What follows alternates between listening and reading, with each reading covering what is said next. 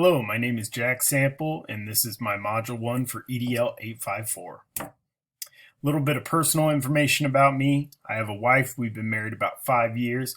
I have a 2-year-old son named Arthur, and we're expecting one more in October. Super exciting. I grew up in Kansas City, Kansas, and I went through the Turner School District K through 12. I got a bachelor's degree from Emporia State University in social science education and a master's degree from Emporia State University in special education. And my hobbies are just getting outside, working out, playing video games if I get a chance, going on trails, camping, anything that I can really get into, I like. Work environment and history. I started as a life skills paraprofessional at Turner Middle School. Then I wanted to get my name out there more, so I substitute taught in Turner and Bonner.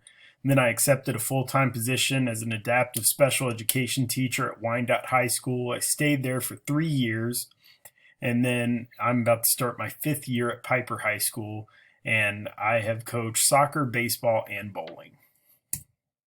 10 pieces of significant information from the resources. Number 1, school funding comes from 3 different sources. Most of it's made up from the state and local level, but 8% around that is contributed from the federal level, and that's for really specific programs and services. And it's important to know where this money comes from for school funding. I think it's important, and we can look at the disparity between local districts and see how those property taxes really affect different districts within our metropolitan area. Number 2, each state has a formula in place for how funding for schools is collected and allocated. I think this is super significant to see how school districts vary from state to state, and also how other districts are or other states are using state-funded things to fund districts like the lottery, and there's been a lot of other different things that states have used. Number 3, the majority of federal funding is directly distributed to local school districts, and they can refuse the money if the state doesn't want to implement those programs or services. But it's really to fund things like Title I, IDEA, and English language acquisition. Those are just a few of the programs the federal budget is for. It's the principal's responsibility to prepare, establish, and maintain the school budget. This includes fundraising, keeping accounts of school revenue and how it's spent, and ensuring teacher salaries are correct with the Board of Education requirements. This piece of information is important because it really defines one of the principal's roles, and it's a huge one. And so I think that's kind of the defining overarching school finance role for the principal. Number 5, one of the principal's major roles is to lead school reform and define those educational objectives and goals. The school budget can help support those goals as well. Number 6, principals must establish procedures for handling income and expenditures, and these need to be through relevant laws and regulations, and that's to avoid conflict of interest and the misuse of school resources. While it's important to maintain that budget, it's also important to have a plan in place for everyone to follow when they're using school resources and funds. Number 7, principals are responsible for reporting the usage of funds to relevant parties and stakeholders.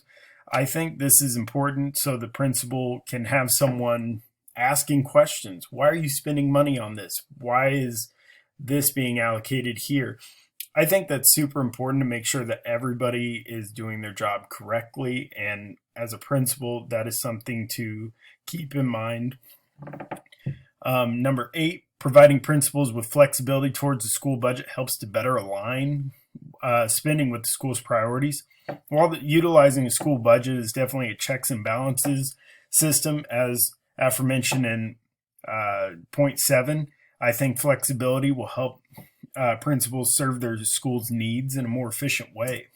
Number 9, state level school finance formulas determine how much funding each school district receives, but most of that funding is already allotted and allocated to certain things within the school district. This can sometimes tie the hands of district officials. And number 10, schools and districts don't have unlimited resources. Trade-offs must be made. And that's one of the principal's decisions to decide what's most important for that school and what will help the school be running efficiently as possible.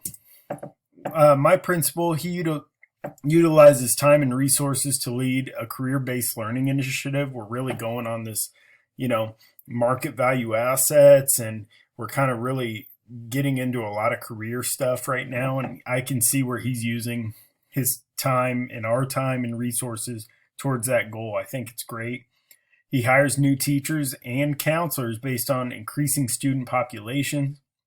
He approves extra duty pay for each person in the building. I think he has a place in the budget for staff morale where they cater to us or different things like that. We had a food truck on the last week of school, and we always have breakfast the last week of school. I think he just has something in the budget for that, or he does it in out of pocket. I'm not really sure, but I know he plans those things. And he approves various remodeling projects within the school. If we need a new baseball field or anything like that, he approves that. As for what he doesn't do, I'm not for sure. It seems like he's got a good grasp on it. It really doesn't come up. I've never heard any teacher say, "Why are we spending money on this?" But I think the board and the district officials have many requirements for how our funds are allocated. And my concerns really are, I think this is going to be a good thing that I don't have flexibility with the budget because there's less room for error when I start out. I know that sounds very bleak and almost defeating, but also I don't want to fail right out of the gate. I want to do well, and I want to allocate the funds where they need to be to best help my school. That said, once I really start handling the reins and really get my feet under me, I really want to have flexibility within the budget to help my school the best way I can. And of course, making the wrong choice for various departments or activities is always something we need to keep in mind. And that leads me to revising the budget. What does that process look like? How am I going to handle it? Am I going to make all stakeholders happy? Probably not, but those are the decisions we need to make as principals. And last but not least, here are my references. Thank you, and I look forward to this class with you all.